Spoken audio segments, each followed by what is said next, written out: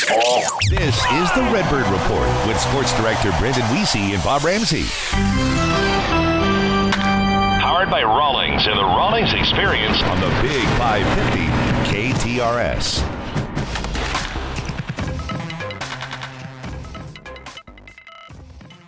Welcome in. It is the Rawlings Redbird Report, Episode 3 on the Big 550 KTRS and our KTRS digital platforms. Brendan Wiese, Bob Ramsey with you. Spring training, full squad workouts, good to go. We are underway, Rammer, in spring 2025. Again, as we do this show, snow and winter going on outside, so it's good to see we're getting close to the warmth. Baseball, man, it's going to be here, and I feel like there's reason to get excited. Like, I am legit. This is not just for show. I'm legit excited about the baseball season. I didn't know if I'd get there, but I've arrived, and we've got a lot of weeks left before we've actually playing the games for real. Yeah, I'm always there. As February rolls into March, March is one of the months of high holy days. November, or really October and March, the confluence of multiple sports. And so with baseball playing games in March, actually starting next week, and then the NCAA tournament and hockey's going on. So yeah, it's a great time, but I wish we were doing the show from Jupiter. That would be very nice. It would be nice. I don't know if we can. I think you'll be able to get that done eventually. Superimpose some palm trees somewhere, Mitch. Lily will they do a great job behind the scenes. We'll see if we can make that happen maybe for a future episode. But since last we spoke, Rammer, Nolan Arenado is in camp. He's getting ready to play. It seems like there isn't a scenario at the moment where he's not on the team. It's something we've talked about already. If Nolan's here, this team is better. That's the long and the short of it. I kind of wish something would have been done just to kind of set things in motion, get some younger. I want to talk about these guys that are adversely affected, but just the raw numbers and data, this Cardinal team is better with Nolan Arenado on the team. It's that simple. Well, he's one of the greats. There's no question about it. And in being a veteran in a group of young guys, and the more I started looking at the roster, maybe not quite. It's not like it's the baby birds. No, it's but not. When you've got veterans at the corners who can both lead you with the bat, and on Arenado's side with the glove too, it's a good place to build, from which to build. So the first topic here tonight is looking at this roster and trying to determine it. And there's going to be more than one guy, and we can talk about all of them, Rammer. The players that could be, and it's maybe not a slam dunk, but the guys that could be adversely affected by Arenado's presence on the team, because he's here. Well, it's quite a list. Yeah, he's most certainly going to play. There is no timeshare. Nolan Arenado is your third baseman as long as he's on the roster. So how do we break up a list that would include infielders and outfielders, I believe, that are going to be impacted by his arrival? You've got you certainly have Ciani and Scott and Nootbaar and Walker and Burleson and Donovan. That one move, and Gorman, obviously, because Gorman is that linchpin. The decision will have to be made. Does Gorman make the big league team and play every day at second base? And then we can talk about the trickle downs from there. Or do you say, no, we're still trying to move Arenado. We still think we can move Arenado. And so we want Gorman to play every day at third base to be our next third baseman. I think those are those are the decisions that have to be made, and they don't have to make them today. If you get into the middle of March and Gorman's still really scuffling hitting wise, say, well, maybe more time at Memphis and put him back at third base is great. Or you say, or if he's holding his own offensively, we've seen he's a capable second baseman. And then you've got the huge pile up of players in your 3 outfield spots in DH. So if Gorman goes to second, now it's madhouse. It's a madhouse in those other positions. If Gorman's in the minor leagues, it cleans up a whole lot of stuff. And it's funny that the question was, who's most adversely affected? And I think for Gorman, his impact could almost be a net positive for his career if you look at it from a couple of perspectives. One, Rammer, if Gorman hits this spring, he's on the team. So whether that's as second baseman, as a DH, if he hits, he plays, they'll find a spot for him.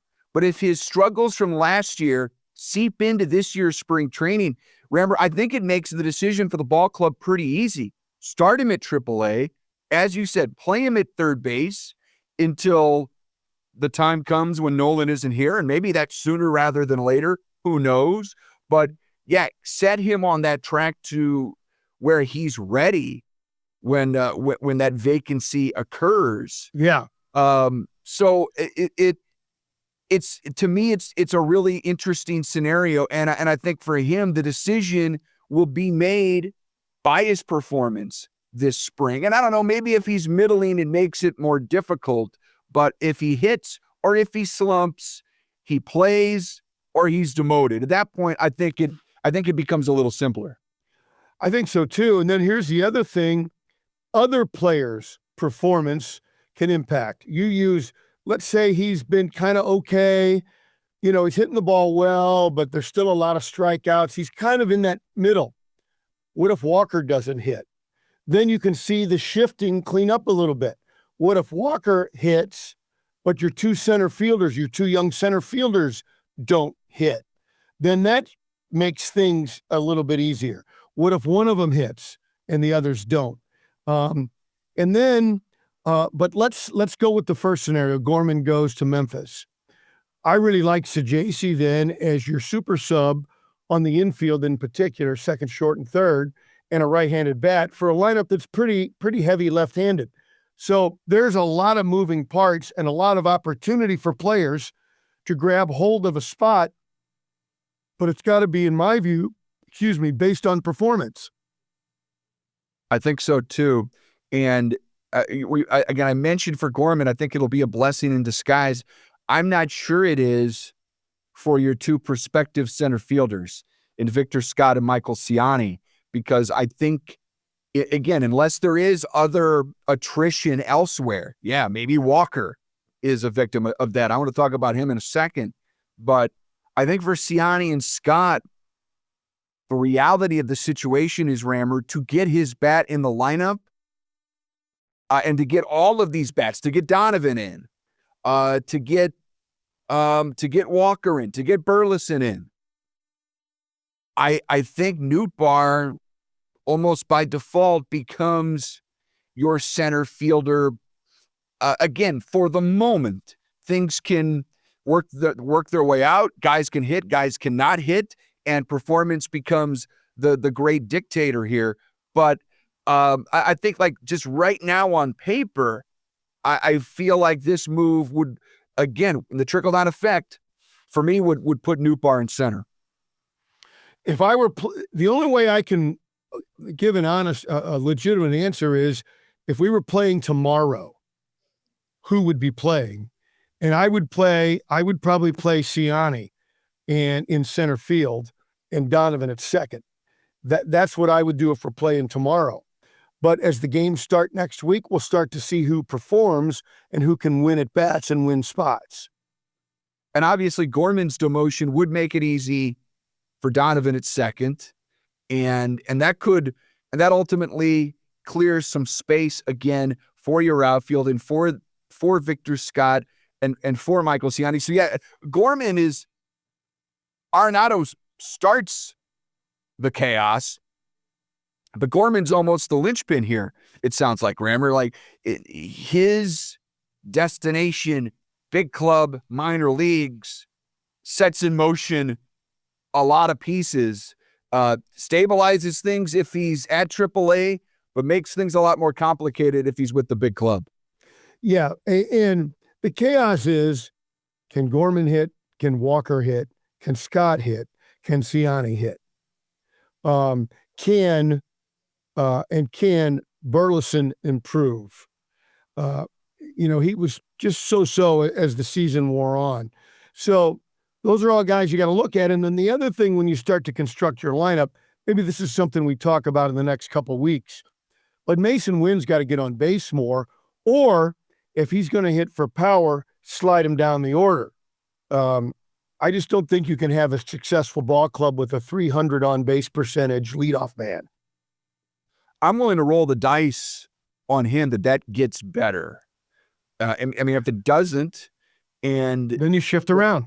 Right, exactly. The great thing about Mason Wynn is that he has a lot of other skills that make him ultra valuable, whether he's getting on base or not. He's going to run. He could be a number 3 hitter. He could be anywhere up and down the lineup. I was encouraged to hear him talk about that he wants to steal more bases, which hopefully in his mind translates to a better on base percentage, which makes him a legitimate leadoff guy. That's my hope. We may disagree on this for your outfield. Gorman, my decision on him would be based on his spring performance as to what he does opening day, where he's at. For Jordan Walker, I am willing to roll the dice whether he hits $150 or 400 this spring. I'm willing to roll the dice to where Walker is in my opening day lineup, irregardless of what he does the next 30-plus days. I want to see what this team has.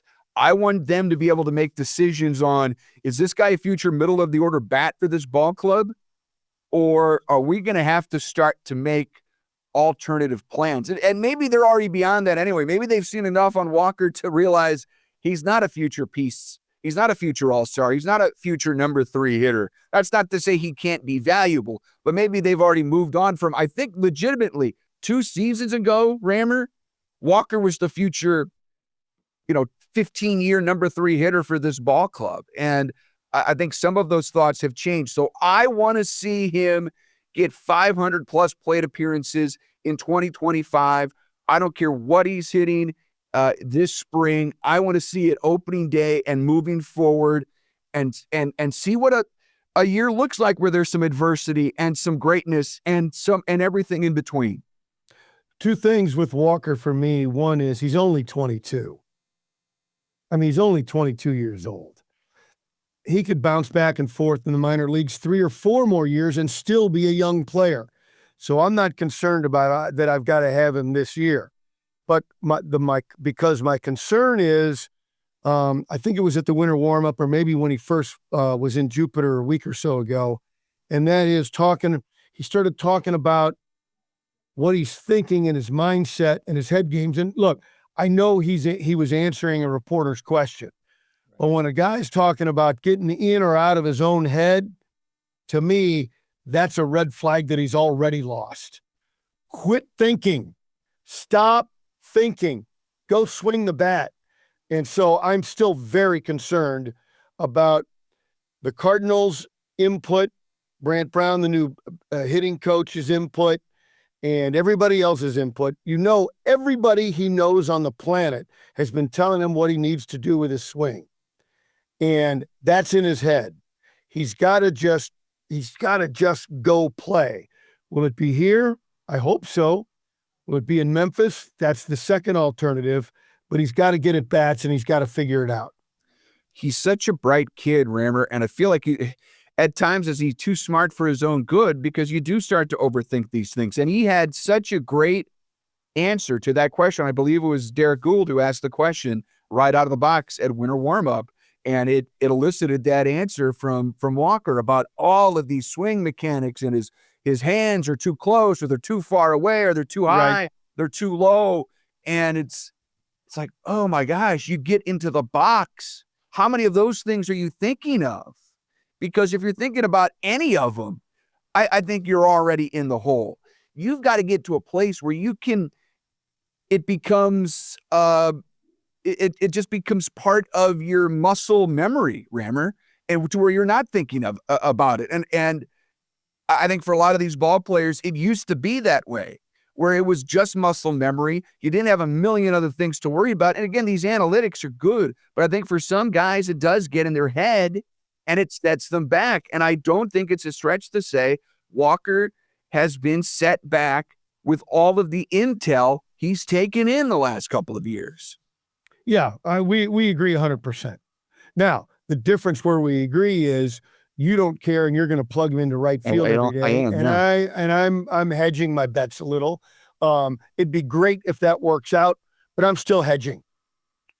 I think the other couple guys I mentioned, Nootbaar, does he become your de facto center fielder? I think you mentioned Burleson a second ago there as well. Like it was almost 2 seasons Burleson had last year. Like the start he got off to, he utilized what he did. His performance, it was performance-based, that Alec Burleson carved a niche where he became a middle-of-the-order bat for the Cardinals, Rammer. And he tailed off a little bit in the second half. Can he put 2 really solid halves together to where I don't know if he's a middle-of-the-order bat, but he could be a cost-effective corner outfielder for you for multiple years? The guy can hit.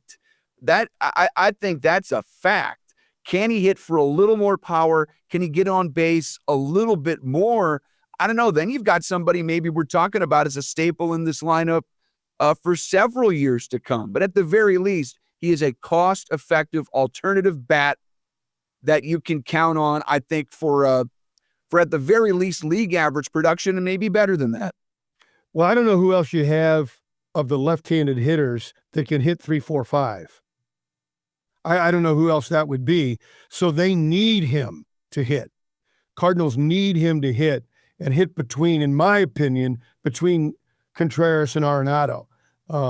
Certainly with different matchups, you'll slide things around. Look, I get that, but I don't, I guess you could talk about Nootbaar as a middle of the order guy. I prefer him 1, 2, or 6, 1, 2, 6, 7 with his on base stuff. But Burleson, I guess, could hit 2, but I think there are several other candidates that are better suited to hit in the 2 hole than Burleson. My lineups last week, I had Burleson cleaning up, and Me too. I think he's the best you've got. That's not to say at some point, hopefully in the years to come, your lineup evolves, guys get better, and Burleson may be better. So, like, I think perfect world, I'd love to see Burleson as an everyday number 6 hitter, but that's not what this current lineup affords. I think for my liking and being able to alternate right, left, I think this second Burleson's fits best as your number 4. Yeah, me too. That's what I have. It's Bob Ramsey. I'm Brendan Wiese. It is our Rawlings Redbird Report here on the Big 550 KTRS on our KTRS digital platforms, YouTube. If you're watching right now, please like the video. That puts it out to a lot more folks so they can see it. We'd really appreciate that. And then subscribe to KTRS TV. Let's take a break. We'll come back. Rammer, the win total numbers are out in Vegas, the over-under.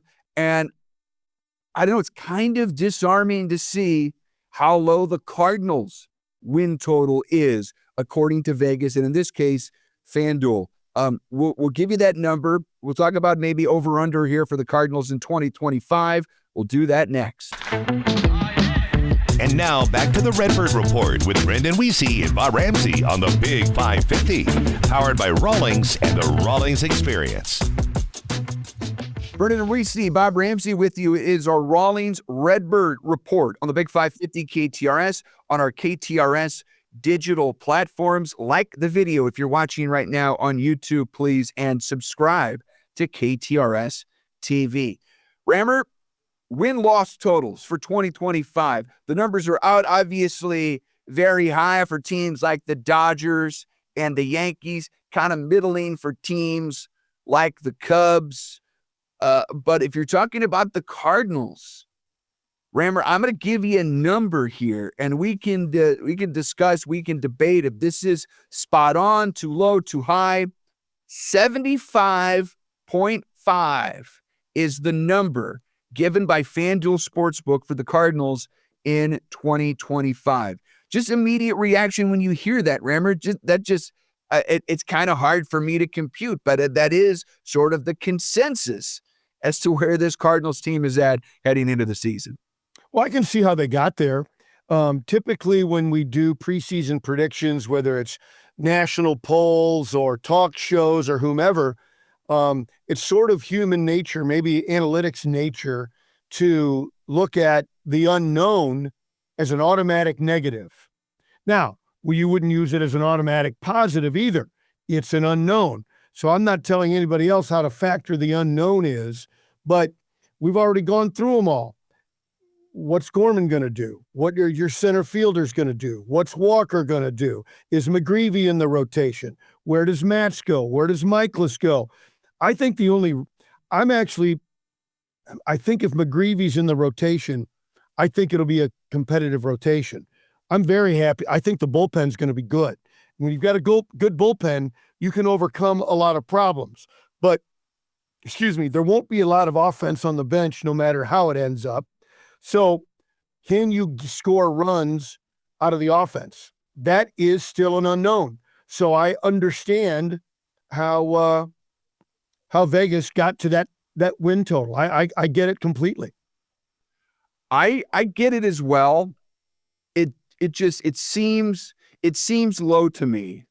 I talked to you about this on the Big 550, the Heidi Glaus show with yourself and Josh Gilbert on the Big 550 this week, and I've been running through my head a little bit, and it'll be too late by the time gambling is legalized in the state of Missouri.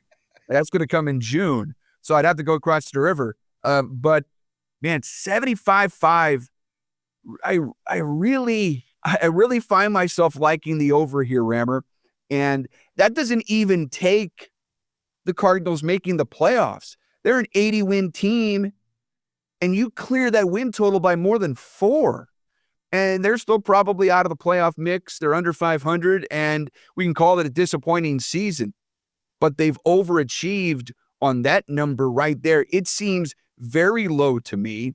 And we've talked a little bit about some of these, the lineup in general, their capabilities of overachieving, reaching their 90 percentile numbers by the end of the year. What would that look like? I think this Cardinal team can hit. You're right. The bench, I think, is a pretty decent question mark right now. I still don't know what the overall rotation could look like. We totally agree. It's better if McGreevy gets a shot and he's in this rotation from day one. How about that? Yeah, a guy that maybe you've got to complicate his rookie status. I believe he's still officially a rookie, even though he pitched last year. Yeah, he is. You complicate that status for Super 2 and all of that, but who cares? You're trying to win ball games, even though you've tried to keep the expectations low for this group. McGreevy helps it immensely. But all of that being said, all the question marks, Rammer, I look at 75.5. I lick my chops. That's a great number.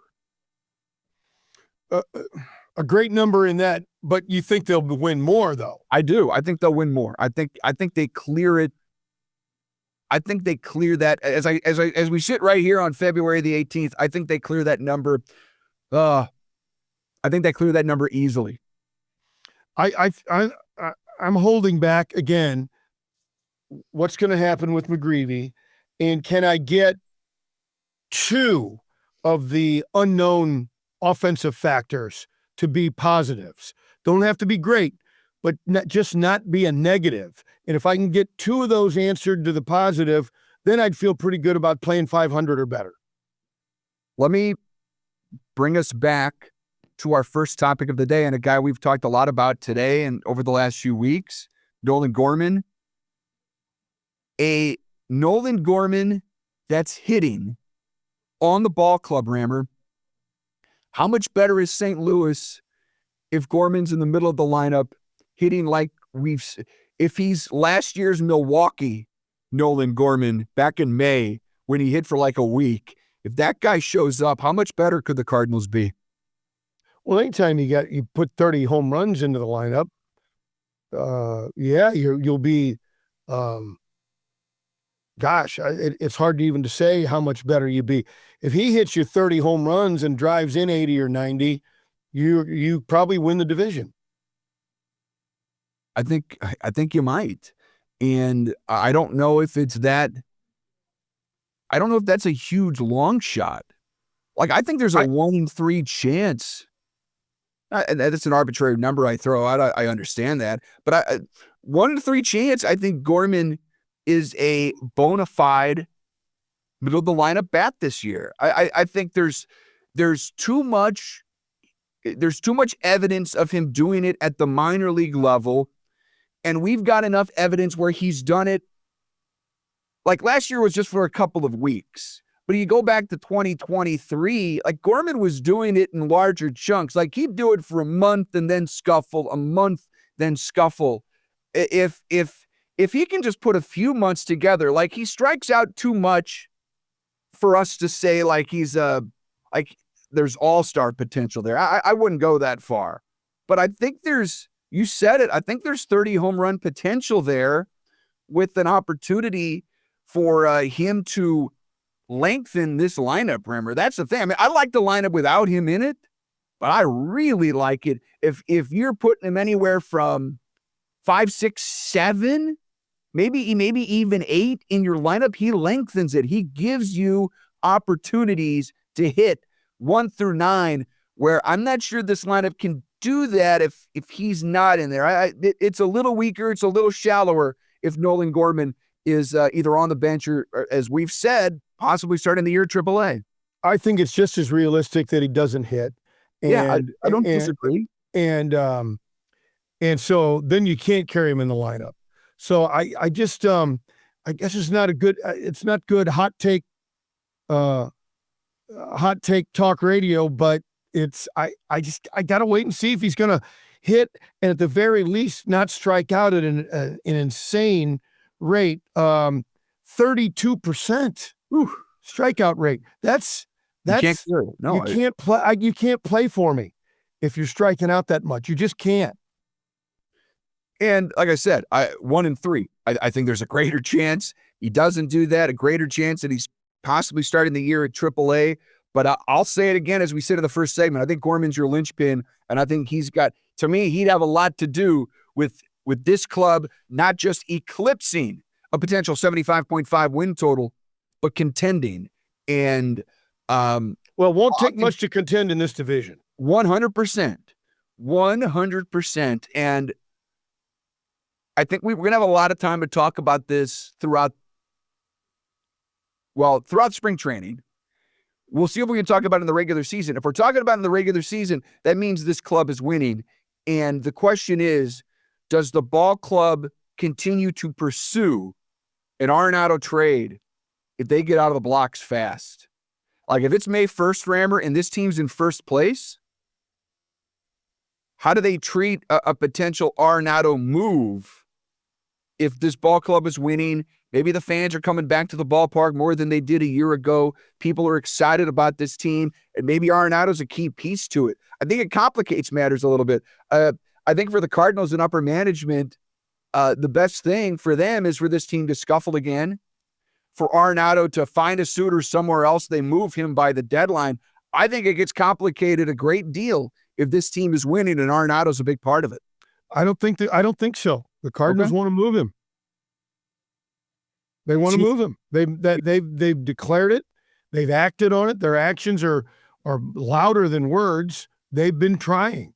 So I've not heard anybody say in all their thesaurus look at different words for rebuild, and they keep floating out different ones. Okay, that's fine with me. Do whatever you want. But until they say we don't want to trade him, or until he says I'll never agree to a trade, until I hear one of those two things said, I think it's on the table. Well, you said they haven't acted on it in that he's still a Cardinal. No, they have acted. Nobody wants him. Well, right. No, so they have been acting. They have been actively pursuing trades. They had a trade done with Houston. He backed off. They tried hard with Boston. Couldn't get a deal done. They've probably, now I don't have any evidence on this, they've probably made calls to other people. So again, I'll repeat, and then we can keep score. You can pull this clip out and nail me with it later. Until they say, nope, we've changed our mind. He's a Cardinal for the length of his contract, or until he says, Nolan Arenado, until he says, I'm never agreeing to a trade. I love it here. Until one of those things are said, I think it's up in the air, regardless of what's happening in wins and losses. I believe it complicates things in season. I think you're right in that if he plays this season out in St. Louis, there's still 2 years left on his contract. There's time to move him. I just think if the team is winning, if he's playing well, it makes it a lot more difficult. You may be right. You may be spot on. They find a way to do it, but it will be a lot more difficult for them to swallow that notion. If this team, I don't think so. I don't think so. I don't think they care one bit. What in the past, relative to what the fans want and what the standings say, have we seen the Cardinal brass react to? They do what they want to do. They do, and they also find it difficult to make blockbuster trades and moves that involve really big players. And here's another example of it being difficult to get done. Now, I wonder how close. Do you think the Astro deal was done, and it was just a matter of Arenado signing off? That's how it was reported. Yeah. I don't have any inside info. I'm just going based on reports. Right. I almost wonder how badly does Arenado want to move if he says no, he doesn't want to move. I don't think he does either. No, he never has said that. Never one time. He has said he's ticked off at the Cardinals for not staying in contention with personnel, because that's what they promised him when they made the deal, when they got him. He has expressed that he's not happy about that, but then he hasn't followed that up by saying, so I want to be traded. That has not happened. And I keep hearing some of our comrades in the business talking, well, if Nolan wants to stay. No. I've never seen a report or a quote or a soundbite that said, I want to move. I've not heard that once. Of a guy that essentially, because we see this in sports all the time, right? You get to the off season, someone wants to trade, somebody requests a trade. They'll do an interview somewhere. It'll leak out. They'll say something bad. They'll say something disparaging about his team. Like I don't know if I've ever seen a player in his spot handle it better than Nolan has this entire offseason. And upon his arrival down in Jupiter, like he may feel differently, but he's not expressed it. I think as a teammate, because I did wonder, and I don't know if you did as well, I did wonder if it was going to be awkward with him arriving down there with his name in the news and all of that stuff. I think he's completely flushed that. Like, if you're his teammate down there, you've got to admire the way he's taking care of his business. And again, whether he's on the team all year or a couple of months or whatever, I almost wonder if this won't bring these guys together a little quicker, because I think he's shown that he is a good teammate.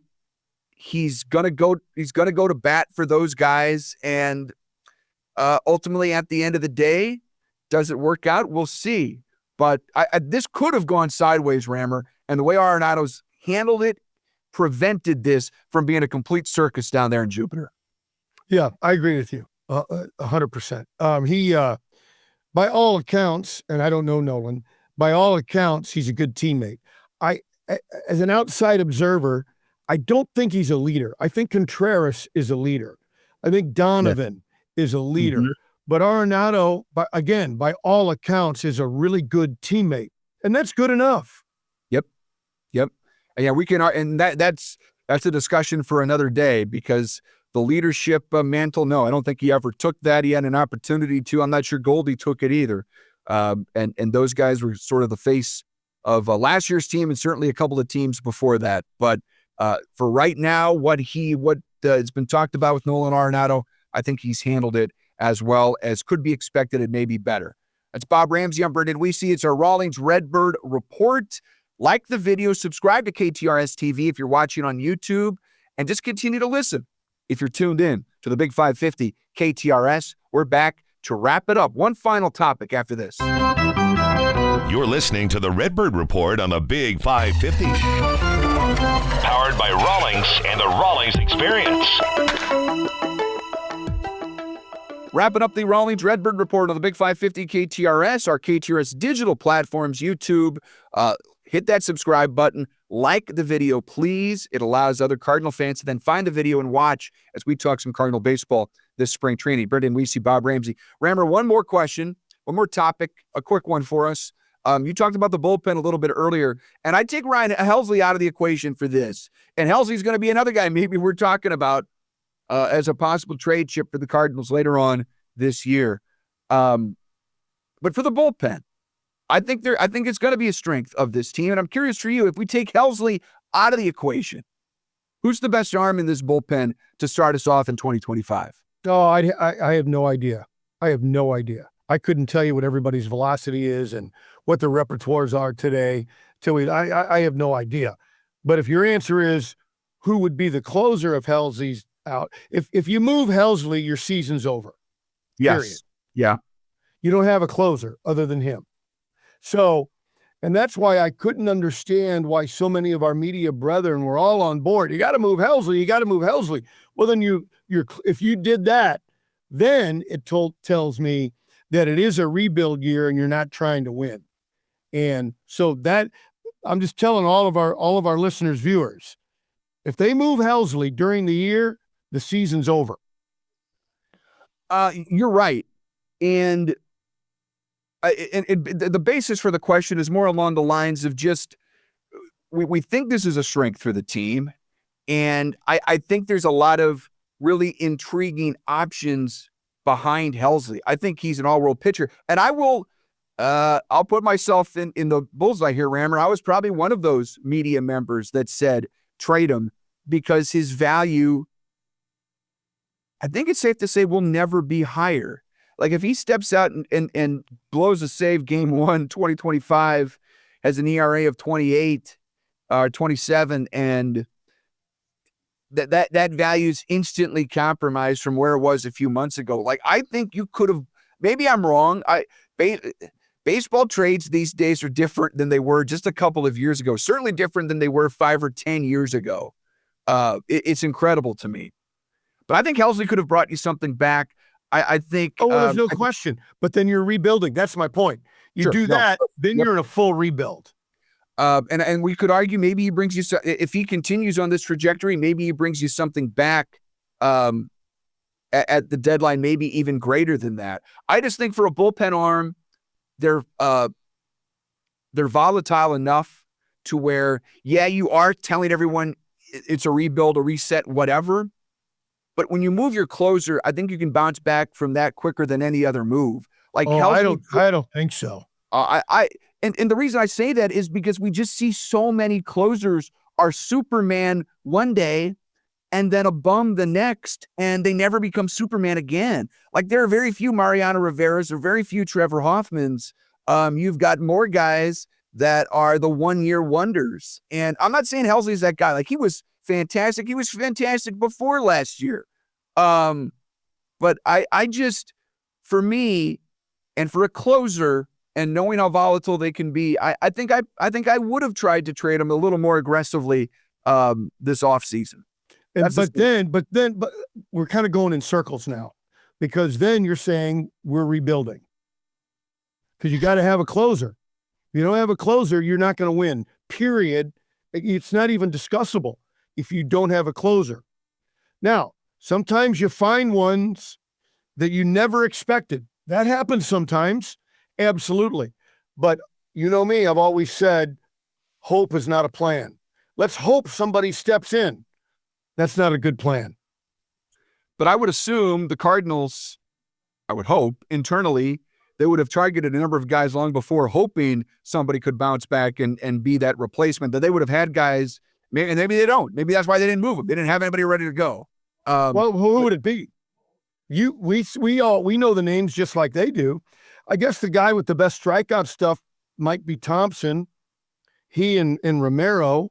Could Romero close some games for you? He could. But the blow, it's not so much the saves you total, it's the blown saves that you total. That's the real measure of a closer.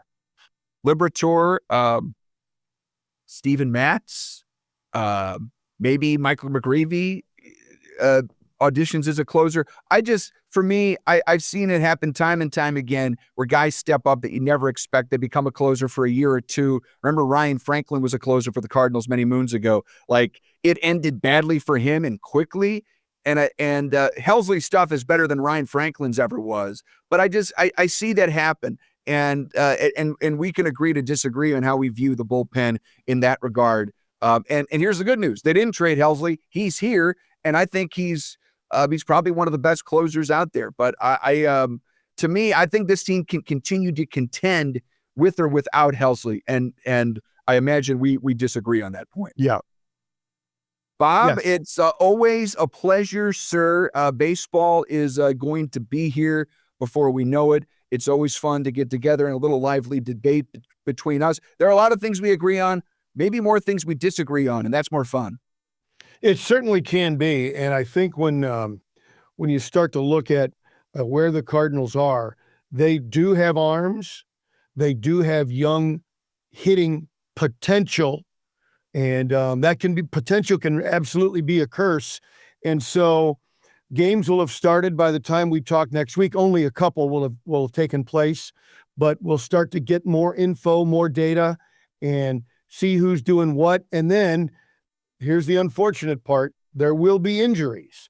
And then we'll see how the Cardinals, it just happens. Every team gets injuries in the spring, every single one. The Cardinals will be no different. So we'll see how it goes, and then we'll see how the Cardinals can rebound from that. One final non-Cardinal topic for you. Mike Trout in right field.